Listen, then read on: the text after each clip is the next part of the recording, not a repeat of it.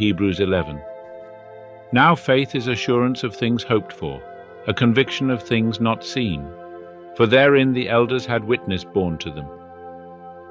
By faith we understand that the worlds have been framed by the word of God, so that what is seen hath not been made out of things which appear.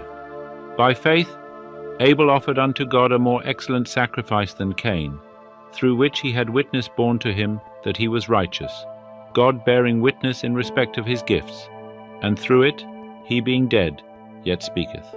By faith Enoch was translated that he should not see death, and he was not found, because God translated him. For he hath had witness borne to him, that before his translation he had been well-pleasing unto God, and without faith it is impossible to be well-pleasing unto him. For he that cometh to God must believe that he is, and that he is a rewarder of them that seek after him. By faith Noah, being warned of God concerning things not seen as yet, moved with godly fear, prepared an ark to the saving of his house, through which he condemned the world, and became heir of the righteousness which is according to faith.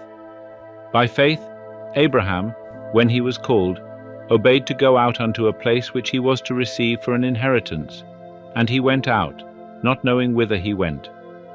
By faith he became a sojourner in the land of promise, as in a land not his own, dwelling in tents, with Isaac and Jacob, the heirs with him of the same promise.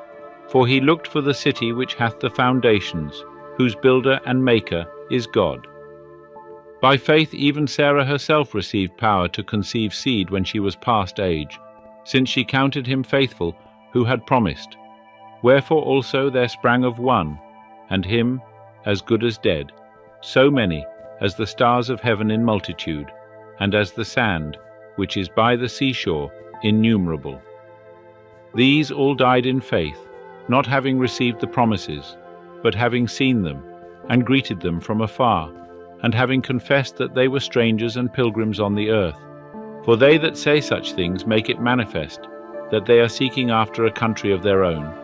And if indeed they had been mindful of that country from which they went out, they would have had opportunity to return. But now they desire a better country, that is, a heavenly. Wherefore God is not ashamed of them, to be called their God, for he hath prepared for them a city. By faith Abraham, being tried, offered up Isaac. Yea, he that had gladly received the promises was offering up his only begotten son, even he to whom it was said, In Isaac shall thy seed be called, accounting that God is able to raise up even from the dead, from whence he did also in a figure receive him back. By faith Isaac blessed Jacob and Esau, even concerning things to come. By faith Jacob, when he was dying, blessed each of the sons of Joseph, and worshipped, leaning upon the top of his staff. By faith Joseph, when his end was nigh, made mention of the departure of the children of Israel, and gave commandment concerning his bones. By faith Moses, when he was born, was hid 3 months by his parents, because they saw he was a goodly child, and they were not afraid of the king's commandment. By faith Moses, when he was grown up, refused to be called the son of Pharaoh's daughter, choosing rather to share ill treatment with the people of God than to enjoy the pleasures of sin for a season, accounting the reproach of Christ greater riches than the treasures of Egypt, for he looked unto the recompense of reward. By faith he forsook Egypt, not fearing the wrath of the king, for he endured as seeing him who is invisible. By faith he kept the Passover, and the sprinkling of the blood, that the destroyer of the firstborn should not touch them. By faith they passed through the Red Sea, as by dry land, which the Egyptians essaying to do were swallowed up. By faith the walls of Jericho fell down, after they had been compassed about for 7 days. By faith Rahab the harlot perished not with them that were disobedient, having received the spies with peace. And what shall I more say?